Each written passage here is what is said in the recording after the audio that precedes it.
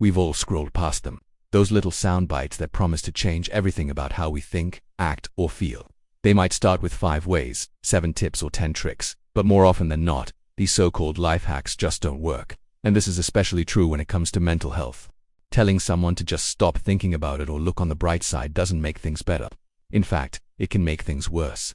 So here's the brutal truth about mental health. Not all advice works for everyone all the time. Generic tips are often oversimplified, and they may even be counterproductive. So why do these tips get so much attention? Well, it's easier to say fake it till you make it than to dive into the complexities of coping mechanisms and mental health issues. It's easier to say stop thinking about it than to help someone process their trauma.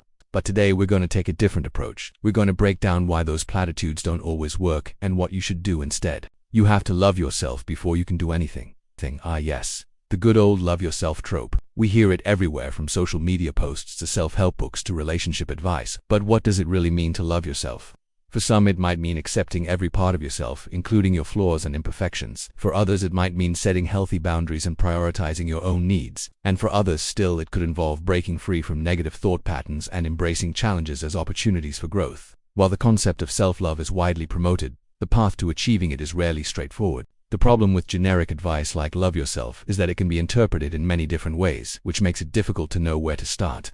Instead of offering clear guidance, this advice can sometimes lead to confusion and frustration. When you're struggling with your mental health, you need specific strategies, not vague platitudes. Telling someone to just love themselves isn't helpful. What is helpful is teaching them practical techniques to improve their self-esteem and manage their mental health. This could include cognitive behavioral therapy, mindfulness exercises, or even just having someone to talk to who understands what they're going through. At the end of the day, everyone's journey to self-acceptance is unique, and what works for one person may not work for another. Just stop thinking about it. Yes, the classic stop thinking about it advice. When you're feeling anxious, stressed, or overwhelmed, this is the advice that many people offer. They might say it with the best of intentions, wanting to help you escape the negativity that's affecting you. But this advice can actually be harmful. Why? Well, it's unrealistic. Your brain is a powerful organ, but it's not a muscle. You can just tell it to turn off.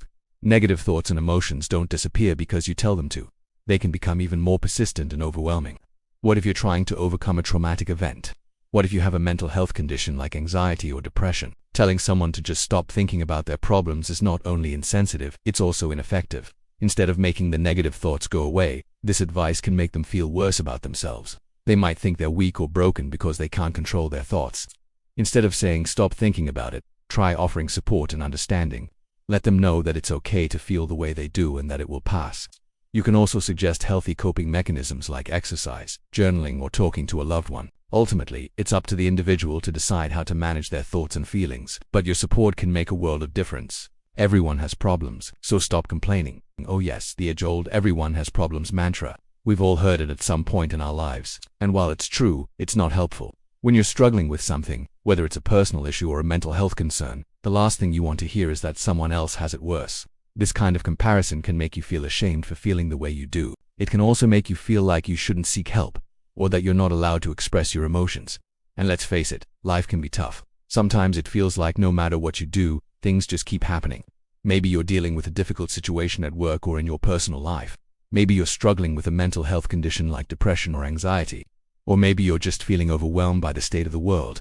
Whatever the case may be, the everyone has problems mantra can make it seem like there's no room for you to feel the way you do. It can make you feel like you should just suck it up and deal with it. But that's not helpful. In fact, it can be harmful. When you're going through a tough time, you need to feel like you can talk about it, vent about it, and seek help if necessary. Telling someone to stop complaining, because everyone has problems, doesn't allow for that. It creates a culture of shame and silence around mental health and personal struggles. Instead of offering support and understanding, this advice can make things worse. It can make the person feel isolated, misunderstood, and alone. Instead of telling someone to stop complaining, try offering support and understanding. Let them know that it's okay to feel the way they do and that you're there for them. Stop judging yourself so hard. Yes, the stop judging yourself so hard mantra. While well-intentioned, this advice can be problematic for a few reasons. Firstly, it implies that the person is judging themselves harshly, which may not be the case.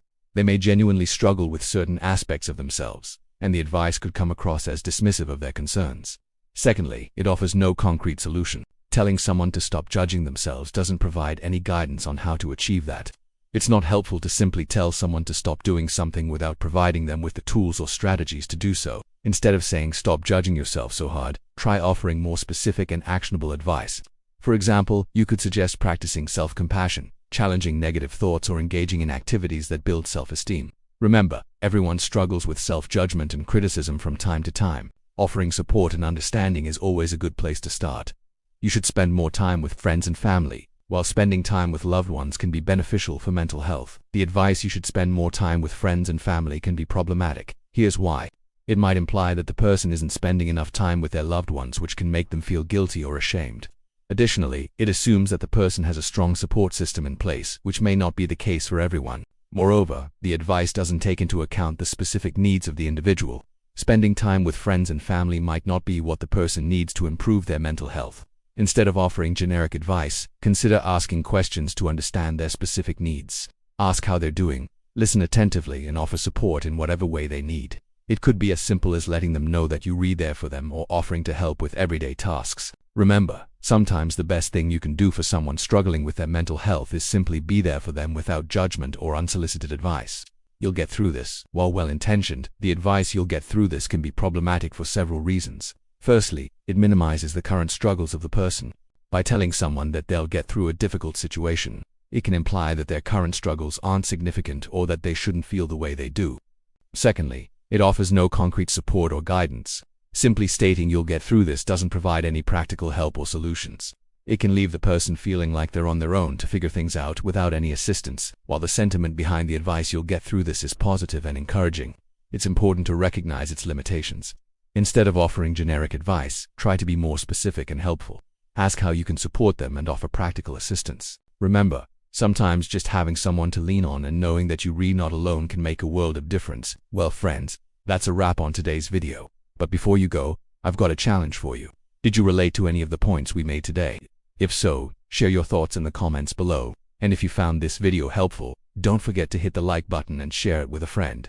As always, thanks for watching and see you next time.